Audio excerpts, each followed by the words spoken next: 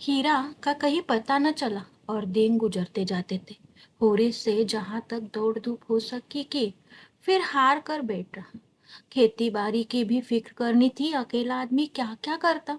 अब अपनी खेती से ज्यादा फिक्र थी पुनिया की खेती की। पुनिया अब अकेली होकर और भी प्रचंड हो गई थी। होरी को अब उसकी खुशामद करते बीतती थी। हीरा था तो वह पुनिया को दबाए रहता था। उसके चले जाने से अब पुनिया पर कोई अंकुश न रह गया था। होरी की पट्टीदारी हीरा से थी। पुनिया अबला थी, उसे वह क्या तनातनी करता। पुनिया उसके स्वभाव से परिचित थी और उसकी सज्जनता का उसे खूब दंड देती थी। खैरियत यही हुई कि कारकुन साहब ने पुनिया से बकाया लगान वसूल करने की कोई सख्ती न की, केवल थोड़ी सी पूजा लेकर राजी हो गए। नहीं तो होरी अपने बकाया के साथ उसका बकाया चुकाने के लिए भी कर्ज लेने को तैयार था। सावन में धान की रोपाई की ऐसी धूम रही कि मजूर न मिले और होरी अपने खेतों में धान न रोप सका। लेकिन पुनिया के खेतों में कैसे न रोपाई होती। होरी ने पहर रात तक काम करके उसके धान रोपे। अब होरी ही तो उसका रक्षक है। अगर पुनिया को कोई कष्ट हुआ तो दुनिया उसी को तो हंसेगी। नतीजा यह हुआ कि होरी को खरीफ की फसल में बहुत थोड़ा अनाज मिला और पुनिया के बखार में धान रखने की जगह न रही।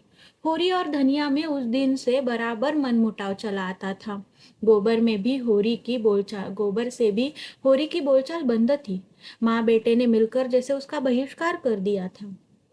अपने घर में परदेसी बना हुआ था। दो नावों पर सवार होने वालों की जो दुर्गति होती है वही उसकी हो रही थी। गांव में भी अब उसका उतना आदर न था। धनिया ने अपने साहस से स्त्रियों का ही नहीं पुरुषों का नेतृत्व भी प्राप्त कर लिया था। महीनों तक आसपास के इलाके में इस कांड की खूब चर्चा रही। यहाँ तक कि वह एक अलौकिक रूप तक धारण करता जाता था। धनिया नाम है उसका। जी, भवानी का इष्ट है उसे। दरोगा जी ने जो ही उसके आदमी के हाथ में हथकड़ी डाली कि धनिया ने भवानी का सुमिरन किया। भवानी उसके सिर आ गई। फिर तो उसमें इतनी शक्ति आ गई कि उसने एक झटके में पति की हथकड़ी तोड़ डाली और दरोगा की मूछें पकड़कर उखाड़ ली और उसके छाती पर चढ़ बैठी। दरोगा ने जब बहुत मिन्नतें की तब जाकर उसने छोड़ा। कुछ दिन तो लोग धनिया के दर्शनों को आते रहे। यह बात अब पुरानी पड़ गई थी, लेकिन गांव में धनिया का सम्मान बहुत बढ़ गया था। उसमें अद्भुत साहस है और समय पड़ने पर वह मर्दों के भी कान काट सकती है। मगर धीरे धीरे दुनिया में एक परिवर्तन हो रहा था। होरी को पुनिया की खेती में लगे देखकर भी वह कुछ न बोलती थी। यह इसीलिए नहीं कि वह होरी से विरक्त हो गई थी, बल्कि इसीलिए कि पुनिया पर अब उसे भी दया आती थी। हीरा का घर से भाग जाना उसकी प्रतिशोध भावना की तुष्टि के लिए काफी था। इसी बीच होरी को ज्वर आने लगा। फसली बुखार फैला था ही होरी उसके चपेट में आ गया। कई साल के बाद तो जो ज्वर आया तो उसने सारी बकाया चुका ली। एक महीने तक होरी खाट पर पड़ा रहा। इस बीमारी ने होरी को तो कुचल डाला ही, पर धनिया पर भी विजय पा गई। पति जब मर रहा है तो उससे कैसा बैर। ऐसी दशा में तो बैरियों से भी बैर नहीं रहता। वह तो अपना पति है। लाख बुरा हो पर उसी के साथ जीवन के 25 साल कटे हैं। सुख किया है तो उसी के साथ, दुख भोगा है तो उसी के साथ। आप तो चाहे वह अच्छा है या बुरा, अपना है। दाढ़ीदार ने मुझे सबके सामने मारा, सारे गांव के सामने मेरा पानी उतार लिया, लेकिन तब से कितना लज्जित है कि सीधे ताकता नहीं। खाने आता है तो सिर झुकाए खाकर उठ जाता है, डरता रहता है कि मैं कुछ कह न बैठूं। होरी जब अच्छा हुआ तो पति पत्नी में मेल हो गया था। एक दिन धनिया ने कहा, तुम्हें इतना गुस्सा कैसे आ गया। मुझे तो तुम्हारे ऊपर कितना ही गुस्सा आए मगर हाथ न उठाऊंगी। होरी लज्जाता हुआ बोला, अब उसकी चर्चा न कर धनिया। मेरे ऊपर कोई भूत सवार था। इसका मुझे कितना दुख हुआ है वह मैं ही जानता हूँ। और जो मैं भी क्रोध में डूब पड़ी तो क्या मैं रोने के लिए बैठा रहता। मेरी लहाज भी तेरे साथ चिता पर जाती। अच्छा चुप रहो, बेबाप की बात मत करो। गाय गई सो गई, मेरे सिर पर एक विपत्ति डाल गई। पुनिया की फिक्र मुझे मारे डालती है। इसीलिए तो कहते हैं भगवान घर का बड़ा न बनाए, छोटों को कोई नहीं हंसता, नेकी बदी सब बड़ों के सिर जाती है। माघ के दिन थे, महावट लगी हुई थी, घाटोटोप अंधेरा छाया हुआ था।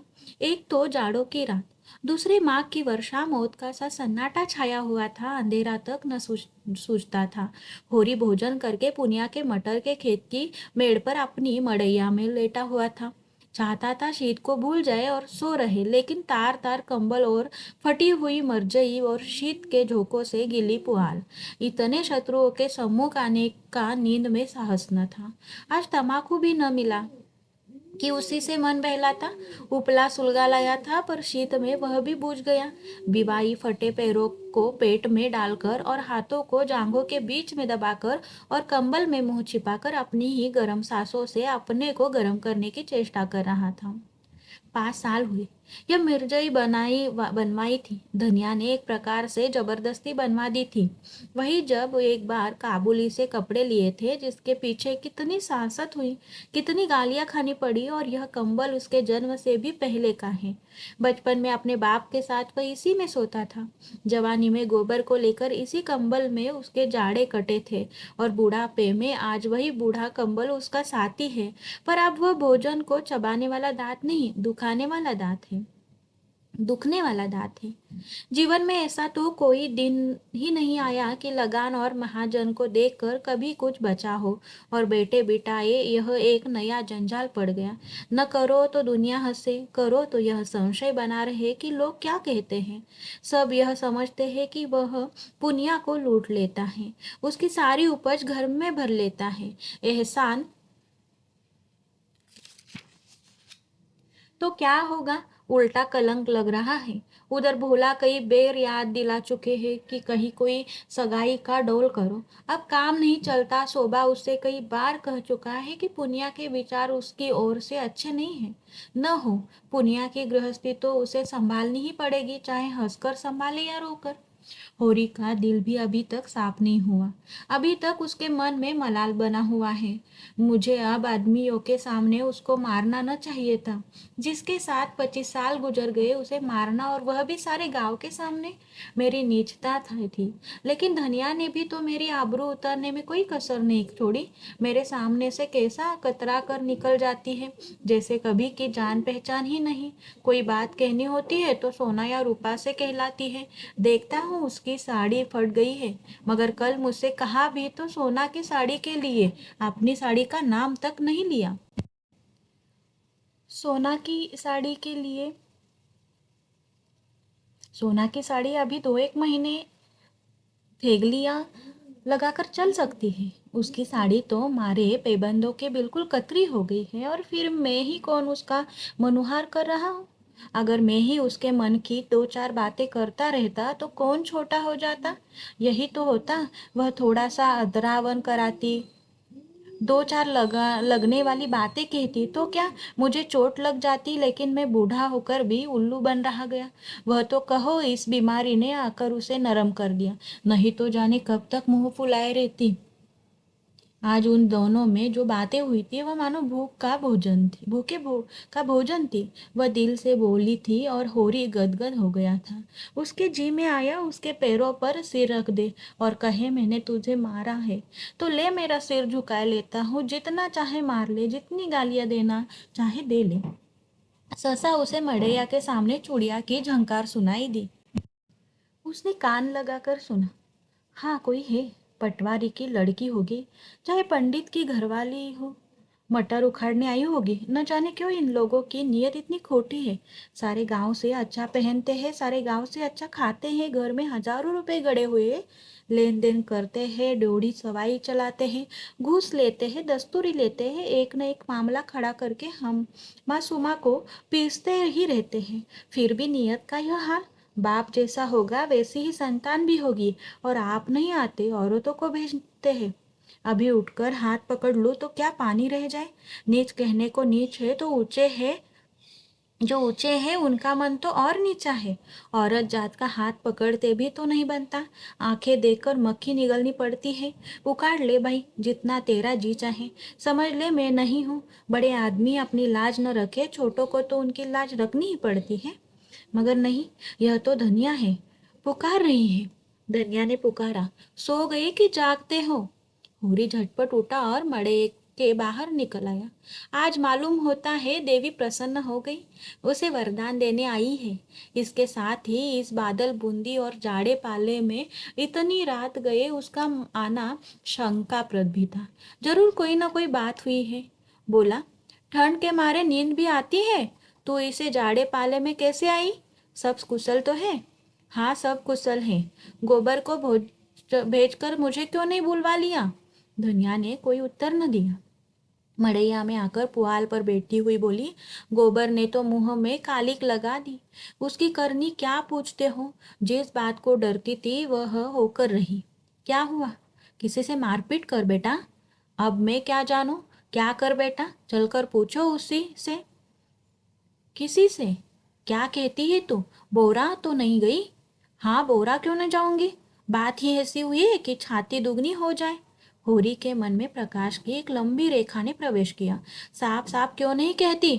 किसको कह रही है? उसी झुनिया को, और किसको? तो झुनिया क्या यहाँ आई है? और कहाँ जाती? पूछता कौन? गोबर क्या घर में नहीं है? गोबर का कहीं पता नहीं, जाने कहाँ भाग गया। इसे 5 महीने का पेट है। हुरी सब कुछ समझ गया। गोबर को बार बार आहिरा ने जाते देखकर वह खटका था जरूर, मगर उसे ऐसा खिलाड़ी न समझता था। युवकों में कुछ रसिकता होती ही है, इसमें कोई नई बात नहीं। मगर जिस रुई के गोले को वह नीले आकाश में हवा के झोंके से उड़ते देखकर केवल मुस्कुरा दिया था, वह सारे आकाश में छाकर उसके मार्ग को इतना अंधकारमय बना देगा, यह तो कोई देवता भी न जान सकता था। गोबर ऐसा लंपट, वह सरल गंवार जिसे वह अभी बच्चा समझता था, लेकिन उसे भोज की चिंता न थी, पंचायत का भय न था, जुनिया घर में कैसे रहेगी इसकी चिंता भी उसे न थी। उसे चिंता थी गोबर की। लड़का लज्जाशील है, अनाड़ी है, आत्माभिमानी है, कहीं कोई नादानी न कर बैठे। घबरा कर बोला, जुनिया ने कुछ कहा? नहीं, गोबर कहाँ गया? उससे कहकर ही गया होगा। धनिया झुंझला कर बोली, तुम्हारी अक्ल तो घास खा गई है। उसकी चहेती तो यहाँ बेटी है, भागकर जाएगा कहाँ? यही कहीं छिपा बैठा होगा। दूध थोड़े ही पीता है कि खो जाएगा। मुझे तो इस कलमुही झुनिया की चिंता है कि इसे क्या करूं। अपने घर में तो मैं क्षण भर भी न रहने दूंगी। जिस दिन गाय लाने गया था उसी दिन से दोनों में ताक झाक होने लगी। पेट न रहता तो अभी बात न खुलती, मगर जब पेट रह गया तो झुनिया लगी घबराने, कहने लगी कहीं भाग चलो। गोबर टालता रहा, एक औरत को साथ लेके कहाँ जाए? कुछ न सूझा। आखिर जब आज वह सिर हो गई कि मुझे यहाँ से ले चलो, नहीं तो मैं परान दे दूंगी, तो बोला तू चलकर मेरे घर में रह, कोई कुछ न बोलेगा, मैं अम्मा को मना लूंगा। यह गधी उसके साथ चल पड़ी। कुछ दूर तो आगे आगे आता रहा, फिर न जाने किधर सरक गया। यह खड़ी खड़ी उसे पुकारती रही। जब रात बीत गई और वह न लौटा, भागी यहाँ चली आई। मैंने तो कह दिया, जैसा किया है उसका फल भोगा। चुड़ैल ने ले के मेरे लड़के को चौपट कर दिया। तब से बेटी रो रही है, उठती ही नहीं, कहती है अपने घर कौन मुंह लेकर जाऊं। भगवान ऐसी संतान से तो बाज ही रखे तो अच्छा। सवेरा होते होते सारे गांव में काव काव मच जाएगी। ऐसा जी होता है माहुर खा लूं। मैं तुमसे कह देती हूँ, मैं अपने घर में न रखूंगी। गोबर को रखना हो अपने सिर पर रखे, मेरे घर में ऐसे 36 के लिए जगह नहीं है। और अगर तुम बीच में बोले तो फिर या तो तुम ही रहोगे या मैं ही रहूंगी। हुरी बोला, मुझसे बना नहीं, तुझसे बना नहीं, उसे घर में आने ही न देना चाहिए था। सब कुछ कह के हार गई, टलती ही नहीं, धरना दिए बेटी है। अच्छा चल, देखो कैसे नहीं उठती, घसीट कर बाहर निकाल दूंगा। दाढ़ीदार भोला सब कुछ देख रहा था, पर चुप्पी साधे बैठा रहा। बाप भी ऐसे बेहया होते हैं। वह क्या जानता था इसके बीच क्या खिचड़ी पक रही है? जानता क्यों नहीं था? गोबर दिन रात घेरे रहता था तो क्या उसकी आंखें फूट गई थी? सोचना चाहिए था ना कि यहाँ क्यों दौड़ा दौड़ा आता है। चल, मैं झुनिया से पूछता हूँ ना। दोनों मड़ैया से निकलकर गांव की ओर चले। होरी ने कहा, 5 घड़ी के ऊपर रात गई होगी। धनिया बोली, हाँ और क्या, मगर कैसा सोता पड़ गया है। कोई चोर आए तो सारे गांव को मूस ले जाए। चोर ऐसे गांव में नहीं आते, धनियों के घर जाते हैं। धनिया ने ठिठक कर होरी का हाथ पकड़ लिया और बोली, देखो, हल्ला न मचाना, नहीं तो सारा गांव जाग उठेगा और बात फैल जाएगी। होरी ने कठोर स्वर में कहा, मैं यह बात कुछ नहीं जानता, हाथ पकड़कर घसीट लाऊंगा और गांव के बाहर कर दूंगा। बात तो एक दिन खुलती ही है, फिर आज ही क्यों न खुल जाए। वह मेरे घर आई क्यों? जहाँ जाए जहाँ गोबर है, उसके साथ कुकर कुकर्म किया तो क्या हमसे पूछकर किया था? धनिया ने फिर उसका हाथ पकड़ा और धीरे से बोली, तुम उसका हाथ पकड़ोगे तो वह चिल्लाएगी, तो चिल्लाया करे। मुदा इतनी रात गए, अंधेरे सन्नाटे भरी रात में जाएगी कहाँ, यह तो सोचो। जाए जहाँ उसके सगे हो, हमारे घर में उसका क्या रखा है? हाँ, लेकिन इतनी रात गए घर से निकालना उचित नहीं। पाँव भारी है, कड़ी कहीं डरा जाए तो और अगत हो। ऐसी दशा में कुछ करते धरते भी तो नहीं बनता। हमें क्या करना है? मरे या जिए, जहाँ चाहे जाए, क्यों अपने मुंह में कालिक लगाओ। मैं तो गोबर को भी निकाल बाहर करूंगा। धनिया ने गंभीर चिंता से कहा, कालिक जो लगनी थी वह तो अब लग चुकी, वह अब जीते जी नहीं छूट सकती। गोबर ने नहीं डुबाई इसी ने, वह तो बच्चा था, इसके पंजे में आ गया। किसी ने डुबाई, अब तो डूब गई। दोनों द्वार के सामने पहुंच गए। सहसा धनिया ने होरी के गले में हाथ डालकर कहा, देखो, तुम्हें मेरी सौंह, उस पर हाथ न उठाना, वह तो आप ही रो रही है। भाग की खोटी न होती तो यह दिन ही क्यों आता। होरी की आंखें आर्द हो गई। धनिया का यह मातृ स्नेह उस अंधेरे में भी जैसे दीपक के समान उसकी चिंता जर्जर आकृति को शोभा प्रदान करने लगा। दोनों ही के हृदय में जैसे अतीत यौवन सचेत हो उठा। होरी को इस वीत यौवना में भी वही कोमल हृदय बालिका नजर आई जिसने 25 साल पहले उसके जीवन में प्रवेश किया था। उस आलिंगन में कितना अथाह वात्सल्य था, जो सारे कलंक, सारी बाधा और सारी मूलबद्ध परंपराओं को अपने अंदर समेट लेता था। दोनों ने द्वार पर आकर किवाड़ों के दरार से अंदर झांका। दीवट पर तेल की कुप्पी जल रही थी और उसके मध्यम प्रकाश में झुनिया घुटने पर सिर रखे द्वार की ओर मुंह किए अंधकार में उस आनंद को खोज रही थी जो एक क्षण पहले अपनी मोहिनी छवि दिखाकर विलीन हो गया था। वह आगत की मारी व्यंग बाणों से आहत और जीवन के आघातों से व्यथित किसी वृक्ष की छांव खोजती फिरती थी। उसे एक भवन मिल गया था जिसके आश्रय में वह अपने को सुरक्षित और सुखी समझ रही थी, पर आज वह भवन अपना सारा सुख विलास लिए अलादीन के राजमहल की भांति गायब हो गया था और भविष्य एक विकराल दानव के समान उसे निगल जाने को खड़ा था। एकाएक द्वार खुलते और होरी को आते देखकर वह भय से कांपती हुई उठी और होरी के पैरों पर गिरकर रोती हुई बोली, दादा, अब तुम्हारे सिवा मुझे दूसरा ठौर नहीं है। चाहे मारो चाहे काटो, लेकिन अपने द्वार से दूर दुराओ मत। होरी ने झुककर उसके पीठ पर हाथ फेरते हुए प्यार भरे स्वर में कहा, डर मत बेटी, डर मत। तेरा घर है, तेरा द्वार है, तेरे हम हैं। आराम से रह। जैसी तू भोला की बेटी है वैसी ही मेरी बेटी है। जब तक हम जीते हैं किसी बात की चिंता मत कर। हमारे रहते कोई तुझे तिरछी आंखों से न देख सकेगा। बोझ भात जो लगेगा वह हम सब दे लेंगे, तू खातिर जमा रख। जुनिया सांत्वना पाकर और भी होरी के पैरों से चिमट गई और बोली, दादा, अब तुम ही मेरे बाप हो और अम्मा तुम ही मेरी माँ हो। मैं अनाथ हूँ, मुझे शरण दो, नहीं तो मेरे काका और भाई मुझे कच्चा ही खा जाएंगे। धनिया अपने करुणा के आवेश को अब न रोक सकी, बोली, तू चल घर में बैठ, मैं देख लूंगी काका और भैया को। संसार में उन्हीं का राज नहीं है। बहुत करेंगे, अपने गहने ले लेंगे, फेंक देना उतार कर। अभी जरा देर पहले धनिया ने क्रोध के आवेश में झुनिया को कुलटा और कलंकिनी और कलमों ही न जाने क्या क्या कह डाला था। झाड़ू मारकर घर से निकालने जा रही थी। आप जो झुनिया ने स्नेह, क्षमा और आश्वासन भरे यह वाक्य सुने तो होरी के पांव छोड़कर धनिया के पांव से लिपट गई और वही साध्वी जिसने होरी के सिवा किसी पुरुष को आंख भरकर देखा भी न था, इस पापिष्टा को गले लगाए उसके आंसू पोंछ रही थी और उसके त्रस्त हृदय को कोमल शब्दों से शांत कर रही थी, जैसे कोई चिड़िया अपने बच्चे को पैरों में छिपाए बैठी हो। होरी ने धनिया को संकेत किया कि इसे कुछ खिला पिला दे और जुनिया से पूछा, क्यों बेटी, तुझे कुछ मालूम है गोबर किधर गया? जुनिया सिसकते हुए बोली, मुझसे तो कुछ नहीं कहा, मेरे कारण तुम्हारे ऊपर। यह कहते कहते उसकी आवाज आंसुओं में डूब गई। होरी अपनी व्याकुलता न छिपा सका। जब तूने आज उसे देखा तो कुछ दुखी था। बातें तो हंस हंस कर रहे थे, मन का हाल भगवान जाने। तेरा मन क्या कहता है? ये गांव में ही कि कहीं बाहर चला गया? मुझे तो शंका होती है कहीं बाहर चले गए हैं। यही मेरा मन भी कहता है। कैसी नादानी की, हम उसके दुश्मन थोड़े ही है थे। जब भली या बुरी एक बात हो गई तो वह निभानी पड़ती है। इस तरह भागकर तो उसने हमारी जान आफत में डाल दी।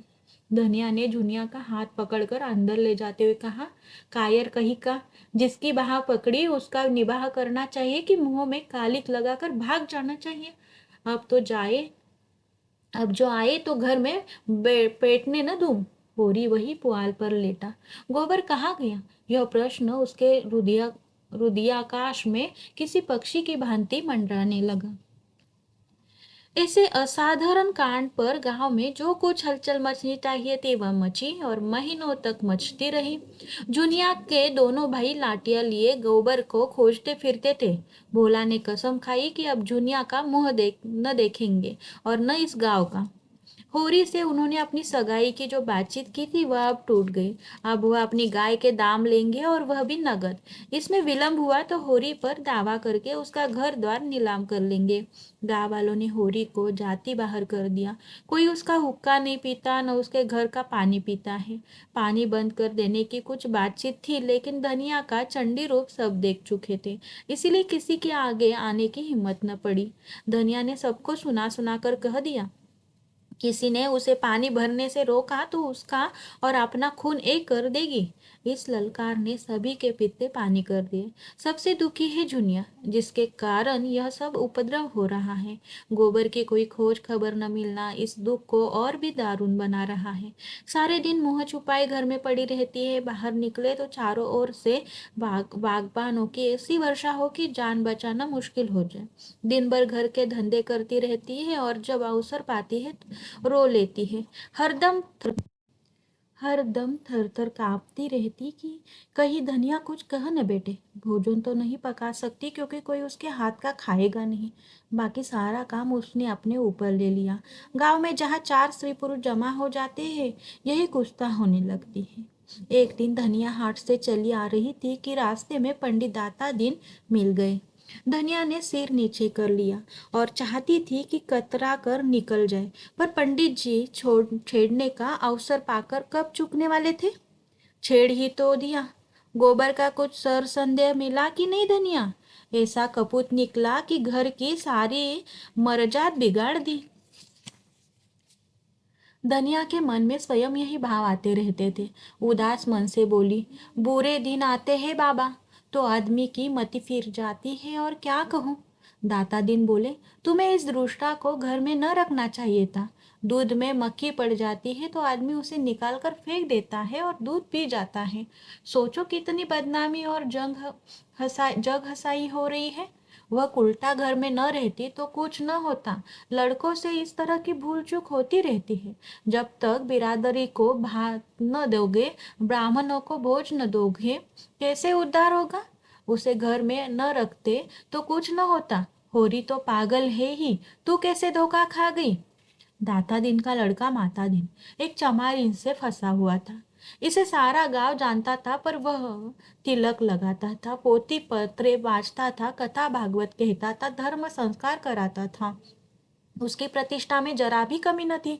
वह नित्य स्नान पूजा करके अपने पापों का प्रायश्चित कर लेता था।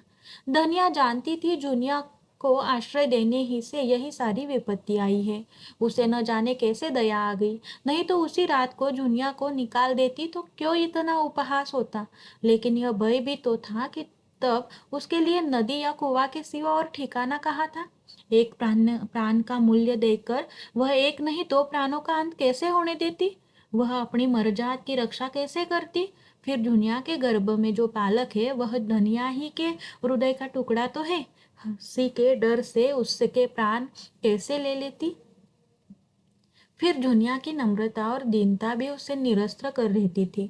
वह जल्दी भूनी बाहर से आती, पर जो ही दुनिया लोटे का पानी लाकर रख देती और उसके पाँव दबाने लगती, उसका क्रोध पानी हो जाता। बेचारी दुनिया अपनी लज्जा और दुख से अब दबी जा रही है। उसे भला और क्या दबाए, मरे को क्या मारे? उसने तीव्र स्वर में कहा, हमको कुल प्रतिष्ठा इतनी प्यारी नहीं है महाराज कि उसके पीछे एक जीवन की हत्या कर डालते। ब्याहता ना सही, पर उसकी बाह तो पकड़ी है मेरे बेटे ने ही। किस मुंह से निकाल देती? वही काम बड़े बड़े करते हैं, मुदा उनसे कोई नहीं बोलता, उन्हें कलंक ही नहीं लगता।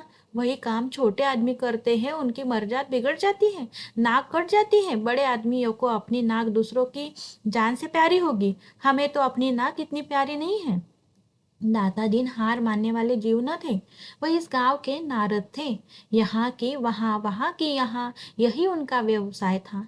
वह चोरी तो न करते थे, पर चोरी के माल में हिस्सा बटाने का समय अवश्य पहुंच जाते थे। कहीं पेट में धूल न लगने देते थे। जमींदार को आज तक लगान की एक पाई न दी थी। कुर्की आती तो कुएं में गिरने चलते। नौखेराम के लिए कुछ न बनता, मगर आसामियों को सूद पर रुपए उधार देते थे। किसी स्त्री को आभूषण बनवाना है, दाता दिन उसकी सेवा के लिए हाजिर है। शादी ब्याह तय करने में उन्हें बड़ा आनंद आता है। यश भी मिलता है, दक्षिणा भी मिलती है। बीमारी में दवा दारू भी करते हैं, झाड़ फूक भी, जैसी मरीज की इच्छा हो। और सबा चतुर इतने हैं कि जवानों में जवान बन जाते हैं, बालकों में बालक और बूढ़ों में बूढ़े। चोर के भी मित्र हैं और साह के भी। गांव में किसी को उन पर विश्वास नहीं है, पर उनकी वाणी में कुछ ऐसा आकर्षण है कि लोग बार बार धोखा खाकर भी उन्हीं की शरण जाते हैं। सिर और दाढ़ी हिलाकर बोले, यह तू ठीक कहती है धनिया, धर्मात्मा लोगों का यही धर्म है, लेकिन लोग रीति का निबाह तो करना ही पड़ता है।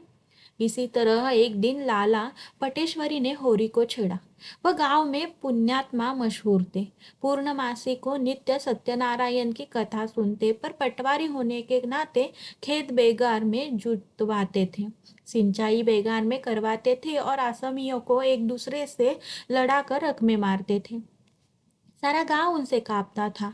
गरीबों को 10-10, 5-5 कर्ज देकर उन्होंने कई हजार की संपत्ति बना ली थी। फसल की चीजें आसामियों को से लेकर कचहरी और पुलिस के मामलों में अमलों की भेंट करते रहते थे। इससे इलाके भर में उनकी अच्छी धाक थी। अगर कोई उनके हत्थे नहीं चढ़ा तो वह दरोगा गंडा सिंह थे, जो हाल में इस इलाके में आए थे।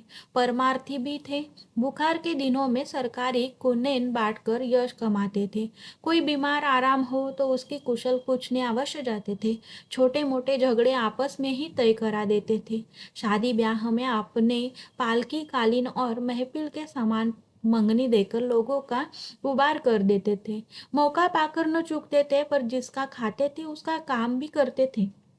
बोले, यह तुमने क्या रोक पाल दिया होरी? होरी ने पीछे फिरकर पूछा, तुमने क्या कहा लाला? मैंने सुना नहीं। पटेश्वरी पीछे से कदम बढ़ाते हुए बराबर में आकर बोले, यही कह रहा था कि धनिया के साथ क्या तुम्हारी बुद्धि भी घास खा गई है? जुनिया को क्यों नहीं उसके बाप के घर भेज देते? सेत मेत में अपनी हंसी करा रहे हो। न जाने किसका किसका लड़का लेकर आ गई और तुमने घर में बेटा लिया। अभी तुम्हारी दो दो लड़कियां ब्याहने को बैठी हुई है। सोचो कैसे बेड़ा पार होगा। होरी इस तरह की आलोचनाएं और शुभकामनाएं सुनते सुनते तंग आ गया था। खिन्न होकर बोला, यह सब मैं समझता हूँ लाला, लेकिन तुम ही बताओ मैं क्या करूँ? मैं जुनिया को निकाल दूँ तो भोला उसे रख लेंगे। अगर वह राजी हो तो आज मैं उनके घर पहुंचा दूँ। अगर तुम उन्हें राजी कर दो तो जन्म भर तुम्हारा एहसान मानूं। मगर वहां तो उनके दोनों लड़के खून करने को उतारू हो रहे हैं, फिर मैं उसे कैसे निकाल दूँ? एक तो नालायक आदमी मिला कि उसकी बाह पकड़कर दगा दे गया। मैं भी निकाल दूंगा तो इस दशा में वह कहीं मेहनत मजूरी भी तो न कर सकेगी। कहीं डूब धस मरी तो किससे अपराध लगेगा? रहा लड़कियों का ब्याह तो भगवान मालिक है, जब उसका समय आएगा कोई न कोई रास्ता निकल ही आएगा। लड़की तो हमारी बिरादरी में आज तक कभी कुंवारी नहीं रही, बिरादरी के डर से हत्यारे का काम नहीं कर सकता। होरी नम्र स्वभाव का आदमी था, सदा सिर झुकाकर चलता और चार बातें गम खा लेता था। हीरा को छोड़कर गांव में कोई उसका अहित न चाहता था, पर समाज इतना बड़ा अनर्थ कैसे सह ले। स्त्री पुरुष दोनों जैसे समाज को चुनौती दे रहे हैं कि देखे कोई उनका क्या कर लेता है, तो समाज भी दिखा देगा कि उसकी मर्यादा तोड़ने वाले सुख की नींद नहीं सो सकते। उसी रात को इस समस्या पर विचार करने के लिए गांव के विधाताओं की बैठक हुई। दातादीन बोले, मेरी आदत किसी को निंदा करने की नहीं है। संसार में क्या क्या कुकर्म नहीं होता, अपने से क्या मतलब, मगर वह धनिया तो मुझसे लड़ने पर उतारू हो गई। भाइयों का हिस्सा दबाकर हाथ में चार पैसे हो गए तो अब कुपत के सिवा और क्या सूझेगी। नीच जात जहाँ पेट भर रोटी खाई और टेढ़े चले, इसी से तो शास्त्रों में कहा है, नीच जात लतियार अच्छा। पटेश्वरी ने नारियल का कश लगाते हुए कहा, यही तो इनमें बुराई है कि चार पैसे देखे और आंखें बदली। आज होरी ने ऐसी हेकड़ी जताई कि मैं अपना सा मुंह लेकर रह गया। न जाने अपने को क्या समझता है। अब सोचो इस अनति का गांव में क्या फल होगा। दुनिया को देखकर दूसरी विधवाओं का मन बढ़ेगा कि नहीं। आज भोला के घर में यह बात हुई, कल हमारे तुम्हारे घर में भी होगी। समाज तो भय के बल से चलता है। आज समाज का अंकुश जाता रहे, फिर देखो संसार में क्या क्या अनर्थ होने लगते हैं। जिंगुरी सिंह दो स्त्रियों के पति थे। पहली स्त्री 5 लड़के लड़कियां छोड़कर मरी थी। उस समय उनकी अवस्था 45 के लगभग थी, पर आपने दूसरा ब्याह किया और जब उससे कोई संतान न हुई तो तीसरा ब्याह कर डाला। अब इनकी 50 की अवस्था थी और 2 जवान पत्नियां घर में बैठी थी। उन दोनों ही के विषय में तरह तरह की बातें फैल रही थी, पर ठाकुर साहब के डर से कोई कुछ न कह सकता था और कहने का अवसर भी तो हो। पति की आड़ में सब कुछ जायज है, मुसीबत तो उनको है जिसे कोई आड़ नहीं।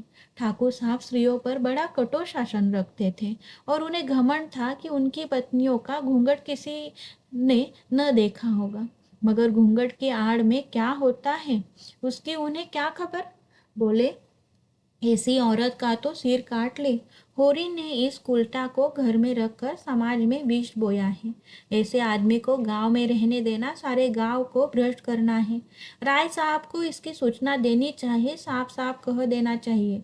अगर गांव में यह अनीति चली तो किसी की आबरू सलामत न रहेगी। पंडित नोखेराम कारकुन बड़े कुलीन ब्राह्मण थे। इनके दादा किसी राजा के दीवान थे, पर अपना सब कुछ भगवान के चरणों में बैठ करके साधु हो गए थे। इनके बाप ने भी राम नाम की खेती में उम्र काट दी। नोखे राम ने भी वही भक्ति तरक्के में पाई थी। प्रातः काल पूजा पर बैठ जाते थे और 10 बजे तक बेटे राम नाम लिखा करते थे, मगर भगवान के सामने से उठते ही उनकी मानवता इस आवरों से विकृत हो जाती और उनके मन वचन और कर्म आदि सभी को विषाक्त कर देती थी। इस प्रस्ताव में उनके अधिकार का अपमान होता था।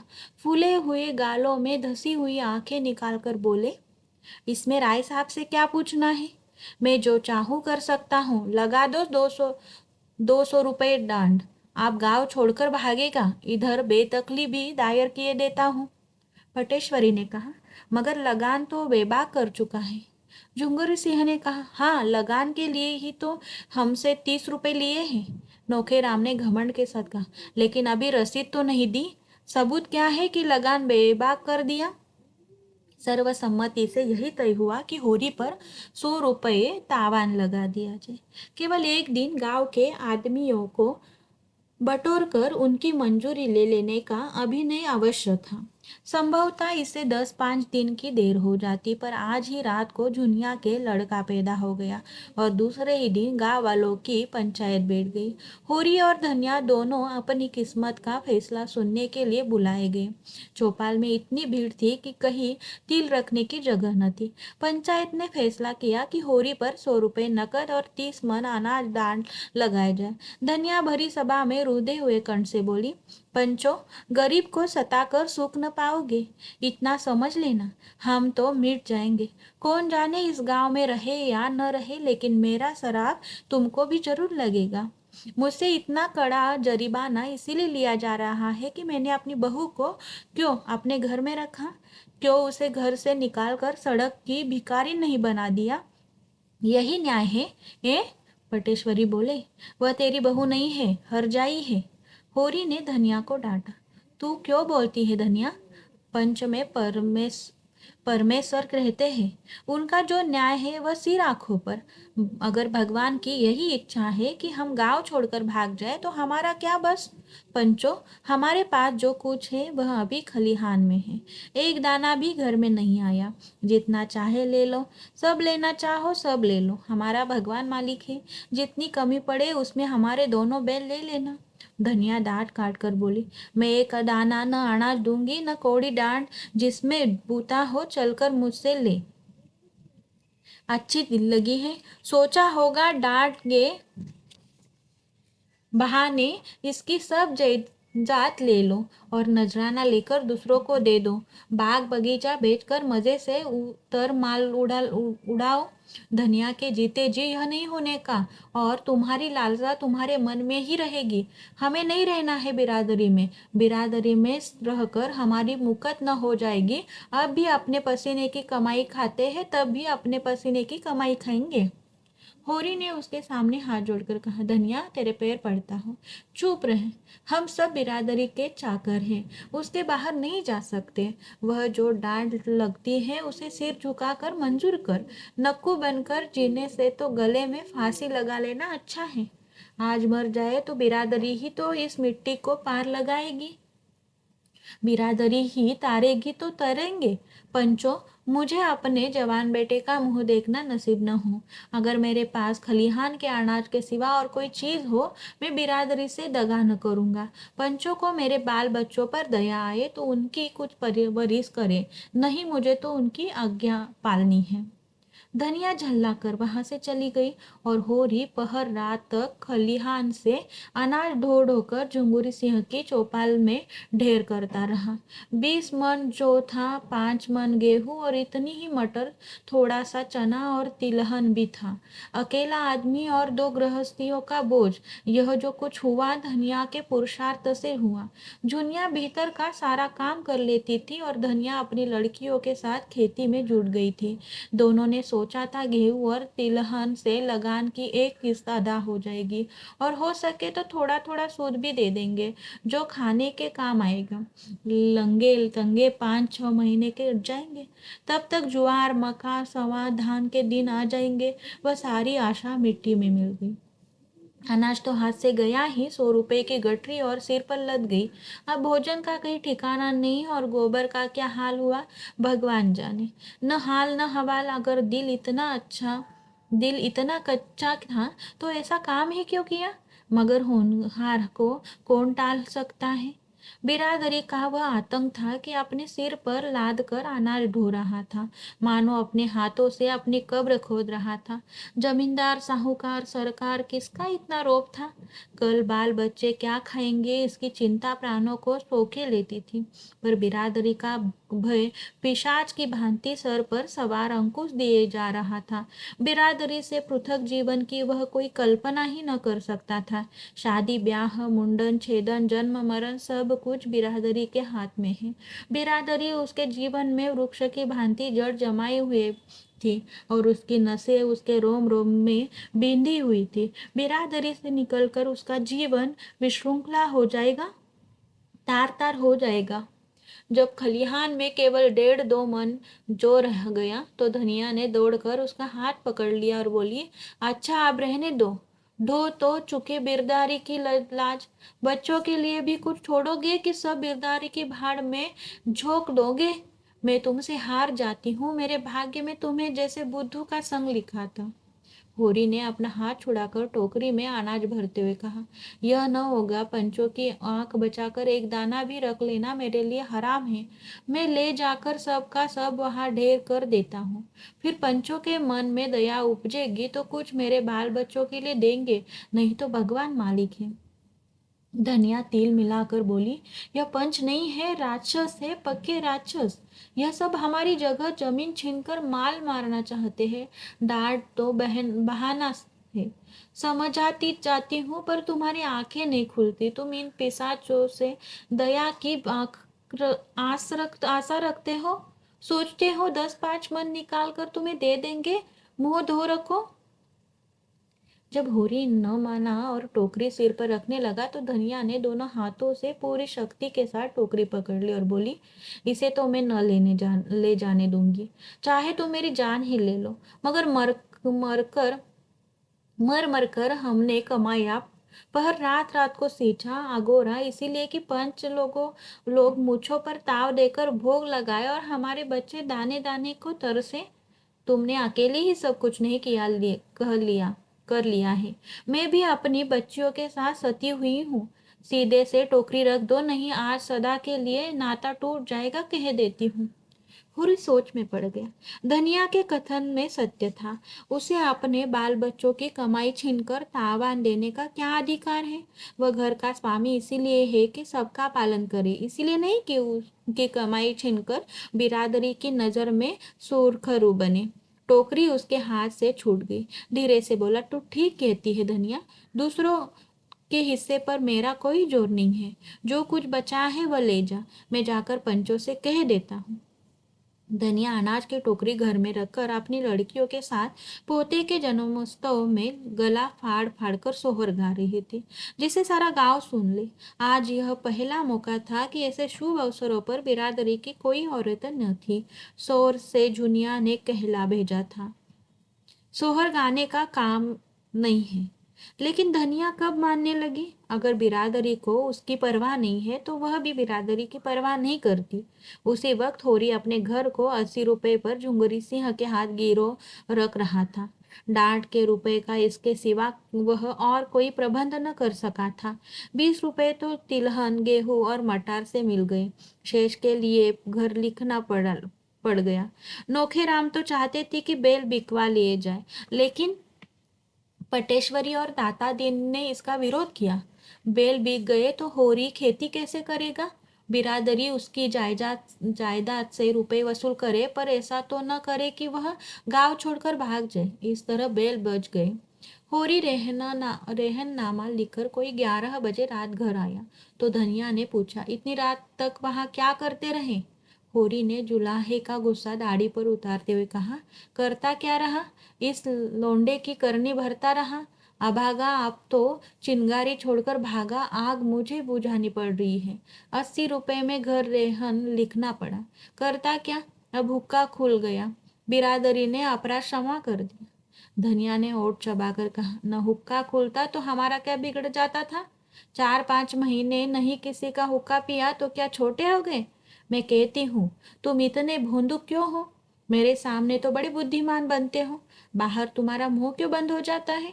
ले दे के बाप दादों की निशानी एक घर बच रहा था, आज तुमने उसका भी वारा न्यारा कर दिया।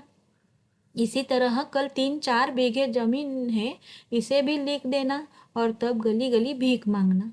मैं पूछती हूँ, तुम्हारे मुंह में जीभ न थी कि उन पंचों से पूछते? तुम कहाँ के बड़े धर्मात्मा हो जो दूसरे पर डांड लगाते फिरते हो? तुम्हारा तो मुंह देखना भी पाप है।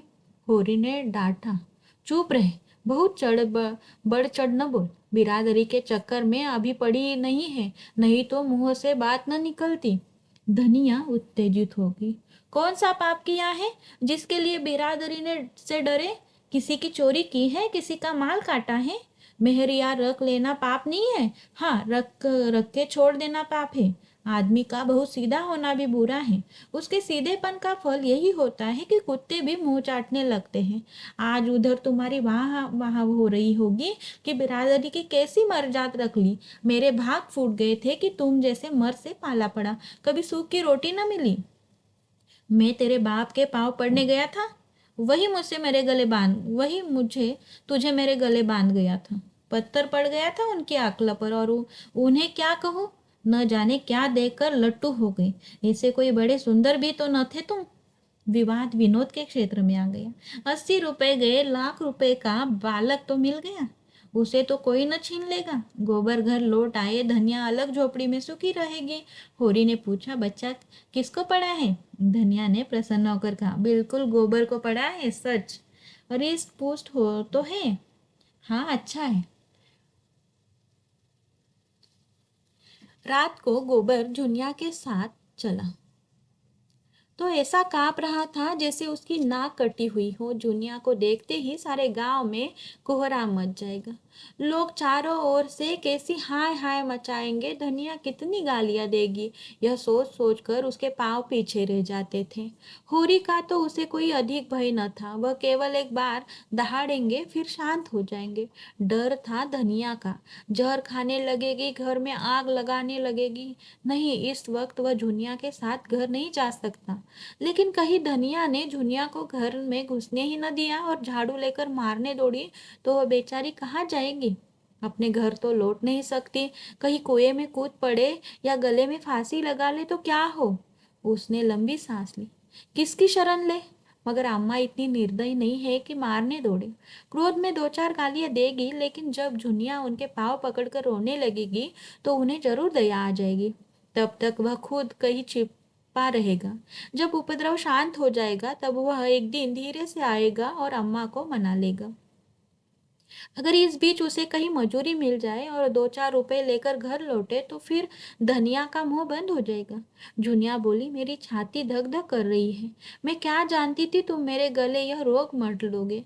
न जाने किस बुरी साइत में तुमको देखा। न तुम गाय लेने आते, न यह सब कुछ होता। तुम आगे आगे जाकर जो कुछ कहना सुनना हो कह सुन लेना, मैं पीछे से आऊंगी। गोबर ने कहा, नहीं नहीं, पहले तुम जाना और कहना मैं बाजार से सौदा बेचकर घर जा रही थी, रात हो गई, अब कैसे जाऊं? तब तक मैं आ जाऊंगा। जुनिया ने चिंतित मन से कहा, तुम्हारी आमा बड़ी गुस्सेल है। मेरा तो जी कांपता है, कहीं मुझे मारने लगे तो क्या करूंगी? गोबर ने धीरज दिलाया, अम्मा की आदत ऐसी नहीं, हम लोगों तक को तो कभी एक तमाचा मारा नहीं। तुम्हें क्या मारेगी? उनको जो कुछ कहना होगा मुझे कहेगी, तुमसे तो बोलेगी भी नहीं। गांव समीप आ गया। गोबर ने ठिठक कर कहा, अब तुम जाओ। जुनिया ने अनुरोध किया, तुम भी देर न करना। नहीं नहीं, क्षण भर में आता हूँ, तू चल तो। मेरी जी न जाने कैसा हो रहा है, तुम्हारे ऊपर क्रोध आता है। तुम इतना डरती क्यों हो? मैं तो आ ही रहा हूँ। इससे तो कहीं अच्छा था कि किसी दूसरी जगह भाग चलते। जब अपना घर है तो क्यों कहीं भागे? तुम नाहक डर रही हो। जल्दी से जा आओगे ना? हाँ हाँ, अभी आता हूँ। मुझसे दगा तो नहीं कर रहे हो? मुझे घर भेजकर आप कहीं चलते बनो। इतने नीच नहीं हूँ जूना। जब तेरी बाह पकड़ी है तो मरते दम तक निभाऊंगा। जूनिया घर की ओर चली। गोबर एक क्षण दुविधा में पड़ा खड़ा रहा। फिर एकाएक सिर पर मंडराने वाली धिक्कार की कल्पना भयंकर रूप धारण करके उसके सामने खड़ी होगी। कहीं सचमुच अम्मा मारने दौड़े तो क्या हो? उसके पांव जैसे धरती से चिमट गए। उसके और उसके घर के बीच केवल आमों का छोटा सा बाग था। जुनिया की काली परछाई धीरे धीरे जाती हुई दिख रही थी। उसकी ज्ञानेंद्रियां बहुत तेज हो गई थी। उसके कानों में ऐसी भनक पड़ी जैसे अम्मा जुनिया को गाली दे रही हैं। उसके मन की कुछ ऐसी दशा हो रही थी कि मानो सिर पर गंडासे का हाथ पड़ने वाला हो, देह का सारा अवयव रक्त सूख गया हो। एक क्षण के बाद उसने देखा जैसे धनिया घर से निकलकर कहीं जा रही हो, दादा के पास जाती होगी। शायद दादा खा पीकर मटर अगोरने चले गए हैं। वह मटर के खेत की ओर चला तो जो गेहूं के खेतों को रोता हुआ वह इस तरह भागा जा रहा था मानो पीछे मौत दौड़ी आ रही है। वह है दादा की मड़ैया। वह रुक गया और दबे पांव आकर मड़ैया के पीछे बैठ गया। उसका अनुमान ठीक निकला। वह पहुंचा ही था कि धनिया की बोली सुनाई दी। ओहो, गजब हो गया, अम्मा इतनी कठोर है। एक अनाथ लड़की पर इन्हें तानिक भी दया नहीं आती। और जो मैं सामने जाकर फटकार दूं कि तुमको झुनिया से बोलने का कोई मजाल नहीं है, तो सारी सेकी निकल जाए। अच्छा, दादा भी बिगड़ गए रहे हैं। केले के लिए आज ठिकरा भी तेज हो गया। मैं जरा अदब करता हूँ, उसी का फल है। यह तो दादा भी वही जा रहे हैं। अगर जुनिया को इन्होंने मारा पीटा तो मुझसे न सहा जाएगा। भगवान, अब तुम्हारा ही भरोसा है। मैं न जानता था इस विपत्ति में जान फंसेगी। जुनिया मुझे अपने मन में कितना धूर्त, कायर और नीच समझ रही होगी, मगर उसे मार कैसे रह सकते हैं? घर से निकल भी कैसे सकते हैं? क्या घर में मेरा हिस्सा नहीं है? अगर दुनिया पर किसी ने हाथ उठाया तो आज महाभारत हो जाएगा। माँ बाप जब तक लड़कों की रक्षा करे तब तक माँ बाप है। जब उनमें ममता ही नहीं तो कैसे माँ बाप? होरी जो ही मड़े ऐसे निकला, गोबर भी दबे पांव धीरे धीरे पीछे पीछे चला।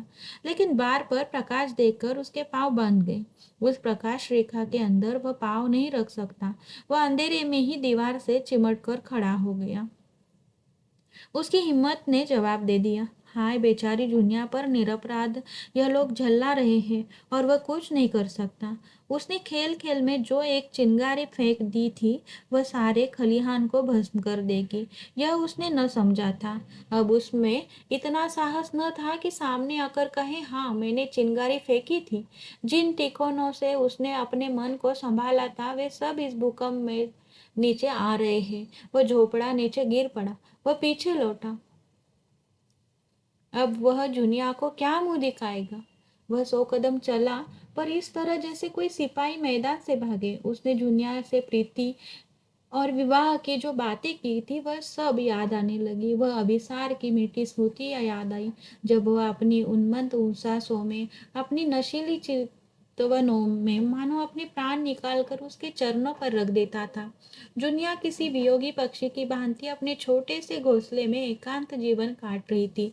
वहां नर का मत आग्रह न था, न वह उद्दीप्त उल्लास, न शावकों की मीठी आवाजों, मगर बहेलिए का जाल और छल भी तो वहां न था। गोबर ने उसके एकांत घोंसले में जाकर उसे कुछ आनंद पहुंचाया था या नहीं कौन जाने, पर उसे विपत्ति में डाल ही दिया। वह संभल गया। भागता हुआ सिपाही मानो अपने एक साथी का बढ़ावा सुनकर पीछे लौट पड़ा। उसने द्वार पर आकर देखा तो किवाड़ बंद हो गए थे। किवाड़ों के दरवाजों से प्रकाश की रेखाएं बाहर निकल रही थी।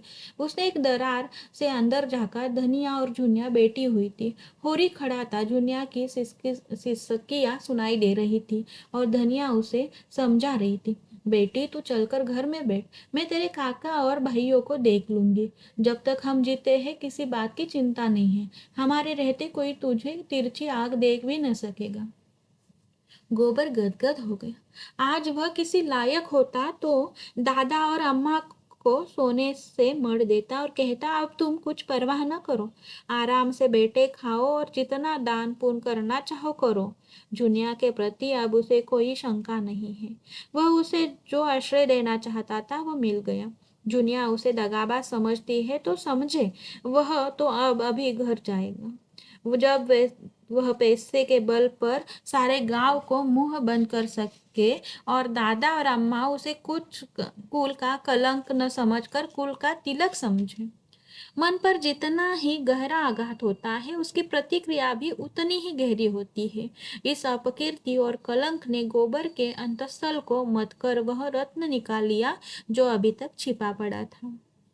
आज पहली बार उसे अपने दायित्व का ज्ञान हुआ और उसके साथ ही संकल्प भी। अब तक वह कम से कम काम करना और ज्यादा से ज्यादा खाना अपना हक समझता था।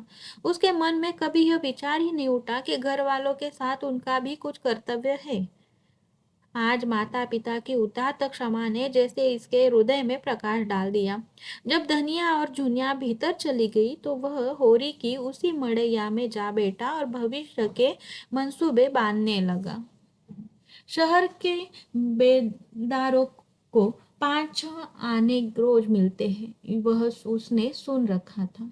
अगर उसे 6 आने रोज मिले और वह एक आने में गुजर कर ले तो 5 आने रोज बच जाए। महीने में 10 रुपए होते हैं और साल भर से में 125। वह 125 की थैली लेकर घर आए तो किसकी मजाल है जो उसके सामने मुंह खोल सके। यही दाता दीन और यही पटेसरी आकर उसकी हाँ में हाँ मिलाएंगे और जुनिया तो हमारे गर्व के फूल जाए। 2-4 साल वह इसी तरह कमाता रहे तो सारे घर का दलिदर मिट जाए। अभी तो सारे घर की कमाई भी 125 नहीं होती, अब वह अकेला 125 कमाएगा। यही तो लोग कहेंगे कि मजूरी करता है। कहने दो, मजूरी करना कोई पाप तो नहीं है। और सदा 6 आने छोड़े थोड़े मिलेंगे। जैसे जैसे वह काम में होशियार होगा मजूरी भी तो बढ़ेगी। तब वह दादा से कहेगा, अब तुम घर में बैठकर भगवान का भजन करो। इस खेती में जान खपाने के सिवा और क्या रखा है। सबसे पहले वह एक पछाई गाय लाएगा जो 4-5 सेर दूध देगी और दादा से कहेगा, तुम गौ माता की सेवा करो। इससे तुम्हारा लोक भी बनेगा, परलोक भी। और क्या, एक आने में उसका गुजर आराम से न होगा। घर द्वार लेकर क्या करना है। किसी के ओसारे में पड़ा रहेगा। सैकड़ों मंदिर है, धर्मशाले में है, और फिर जिसकी वह मजूरी करेगा क्या वह उसे रहने के लिए जगह न देगा। आटा रुपए का 10 सेर आता है। एक आने में 2.5 पाव हुआ। एक आने का तो वह आटा ही खा जाएगा। लकड़ी, दाल, नमक, साग, यह सब कहाँ से आएगा। दोनों जून के लिए सेर भर तो आटा ही चाहिए। ओह, खाने की तो कुछ न पूछो। मुट्ठी भर चने में भी काम चल सकता है। हलवा और पूरी खाकर भी काम चल सकता है, जैसे कमाई हो। वह आधा सेर आटा खाकर दिन भर मजे से काम कर सकता है। इधर उधर से उपले चुन लिए, लकड़ी का काम चल गया। कभी 1 पैसे की दाल ले ली तो कभी आलू। आलू भूनकर भुर्ता बना लिया। यह दिन काटना है कि चैन करना है। पतल पर आटा गूंदा, उपलों पर बाटियां सेकी, आलू भूनकर भुर्ता बनाया और मजे से खाकर सो रहे। घर ही पर कौन दोनों जून रोटी मिलती है। 1 जून तो चबेना ही मिलता है, वहां भी 1 जून चबेने पर काटेंगे। उसे शंका हुई, अगर कभी मजूरी न मिली तो वह क्या करेगा। मगर मजूरी क्यों न मिलेगी।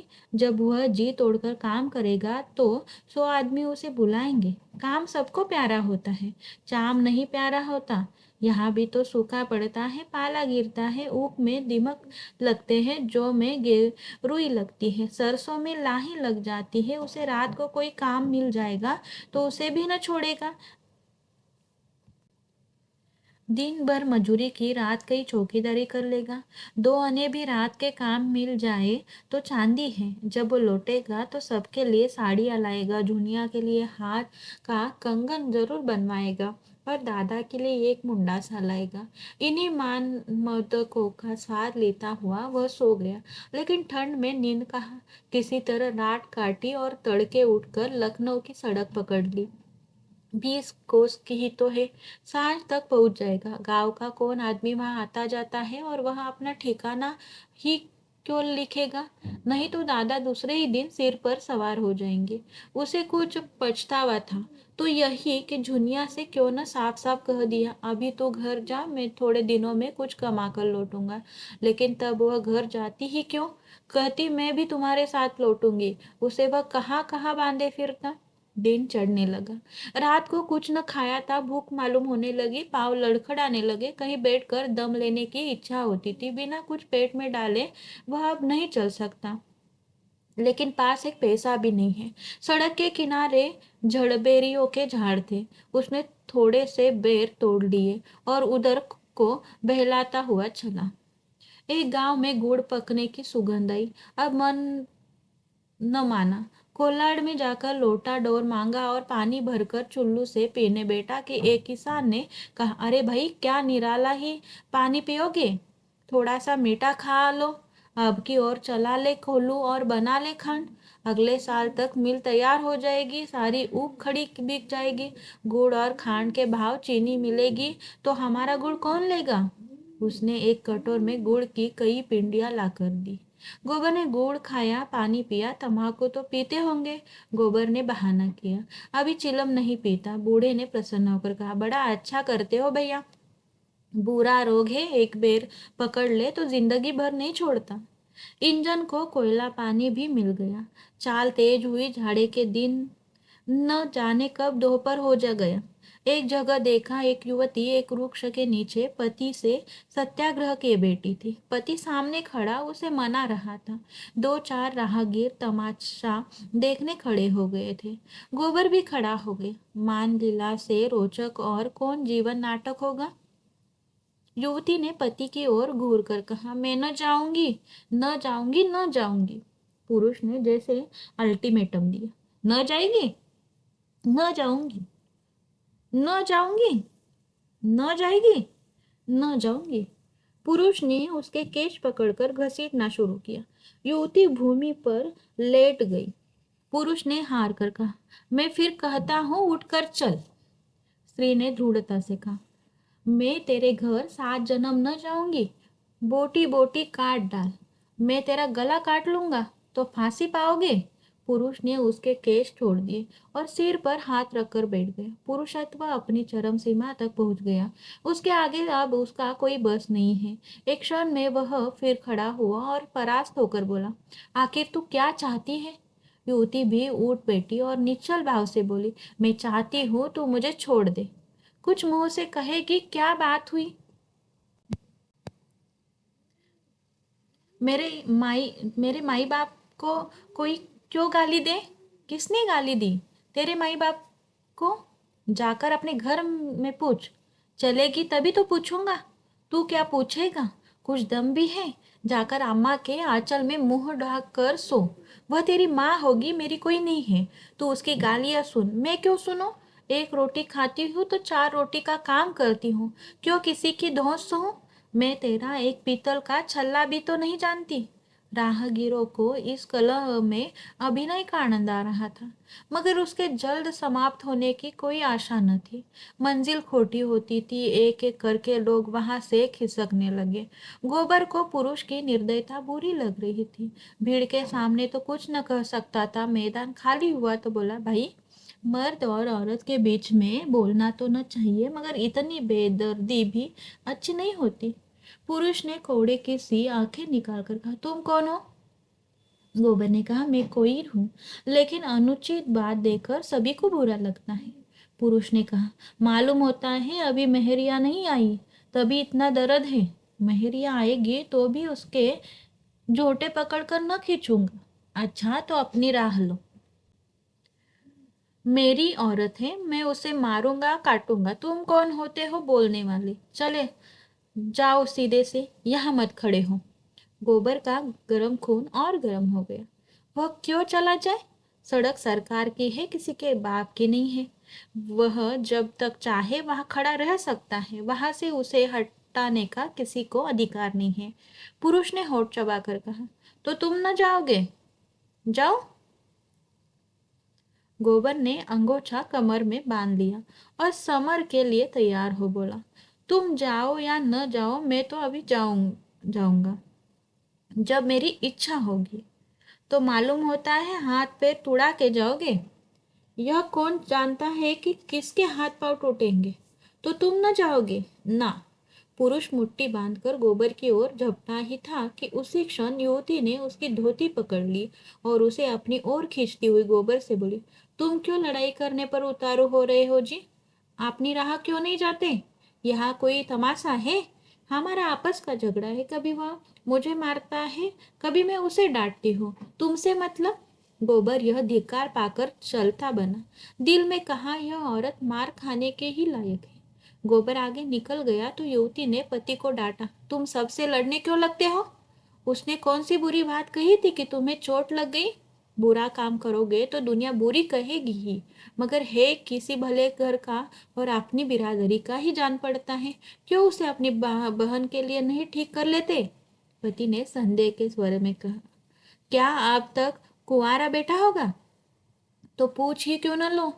पुरुष ने 10 कदम दौड़कर गोबर को आवाज दी और हाथ से ठहर जाने का इशारा दिया। गोबर ने समझा शायद फिर इसके सिर भूत सवार हुआ, तभी ललका कर रहा है। मार खाए बगैर न मानेगा। अपने गांव में कुत्ता भी शेर हो जाता है, फिर भी आने दो। लेकिन उसके मुख पर समर की ललकार न थी, मैत्री का निमंत्रण था। उसने गांव और नाम और जात पूछी। गोबर ने ठीक ठीक बता दिया। उस पुरुष का नाम कोदई था। कोदई ने मुस्कुराकर कहा, हम दोनों में लड़ाई होते होते बचे तुम चले आए, तो मैंने सोचा तुमने ठीक ही कहा। मैं नाहक तुमसे तन बैठा। कुछ खेती बाड़ी घर में होती है ना? गोबर ने बताया। उसके मोरू से 5 बीघे खेत है और एक हल की खेती होती है। मैंने तुम्हें जो भला बुरा कहा है उसकी माफी दे दो भाई। क्रोध में आदमी अंधा हो जाता है, औरत गुण सहूर में लक्ष्मी है। मुदा कभी कभी न जाने कौन सा भूत इस पर सवार हो जाता है। अब तुम्हारी बताओ, माता पर मेरा क्या बस है? जन्म तो उन्होंने दिया है, पाला पोसा तो उन्होंने है। जब कोई बात होगी तो मैं जो कुछ कहूंगा लुगाई से ही कहूंगा। उस पर अपना बस है। तुम ही सोचो, मैं कुपत तो नहीं कह रहा हूँ। हाँ, मुझे इसके बाल पकड़कर घसीटना न था, लेकिन औरत जात बिना कुछ तड़ न दिए काबू में भी तो नहीं रहती। चाहती है माँ से अलग हो जाओ। तुम ही सोचो कैसे अलग हो जाओ, और किससे अलग हो जाओ? अपनी माँ से, जिसने मुझे जन्म दिया। यह मुझसे कभी न होगा, औरत रहे या जाए। गोबर को भी राय बदलनी पड़ी। बोला, माता का आदर करना तो सबका धर्म ही है भाई। माता से कौन उरीन हो सकता है? कोदई ने उसे अपने घर चलने का न्योता दिया। आज वह किसी तरह लखनऊ नहीं पहुंच सकता। कोस दो कोस जाते जाते सांझ हो जाएगी। रात को कहीं ठिकाना ही पड़ेगा, टिकना ही पड़ेगा। गोबर ने विनोद किया, लुगाई मान गई? न मानेगी तो क्या करेगी? मुझे तो उसने ऐसी फटकार बताई कि मैं लजा गया। वह खुद पछता रही है। चलो, जरा माता जी को समझा देना। मुझसे तो कुछ कहते नहीं बनता। उन्हें भी सोचना चाहिए कि बहू को बाप माई की गाली क्यों देती है। हमारी भी बहन है, 4 दिन में उसकी सगाई हो जाएगी। उसकी सास हमें गालियां देगी तो उससे सुना न जाएगा। सब दोष लुगाई ही का नहीं है, माता का भी दोष है। जब हर बात में वह अपनी बेटी का पक्ष करेगी तो हमें बुरा लगेगा ही। इसमें इतनी बात अच्छी है कि घर में रूठ कर चली जाए, पर गाली का जवाब गाली से नहीं देती। गोबर को रात के लिए कोई ठिकाना चाहिए था ही। कोदई के साथ वह लिया। दोनों फिर उसी जगह आए जहाँ युवती बैठी हुई थी। वह अब गृहिणी बन गई थी। जरा सा घूंघट निकाल लिया था और लजाने लगी थी। कोदई ने मुस्कुराकर कहा, यह तो आते ही न थे। कहते थे ऐसी डांट सुनने के बाद उनके घर कैसे जाए? युवती ने घूंघट के आड़ से गोबर को देखकर कहा, इतनी ही डांट में डर गए? लुगाई आ जाएगी तब कहाँ भागोगे? गांव समीप ही था। गांव क्या था, पूर्वा था। 10-12 घरों का, जिसमें आधे खपरेल के थे, आधे फूस के। कोदई ने अपने घर पहुंचकर खाट निकाली, उस पर एक दरी डाल दी, शरबत बनाने को कहा, चिलम भर लाया, और एक क्षण में वह ही युवती लोटे में शरबत लेकर आई और गोबर को पानी का एक छींटा मारकर मानो क्षमा मांग ली। वह अब उसका नंदोई हो रहा था। फिर क्यों न अभी से छेड़छाड़ शुरू कर दे।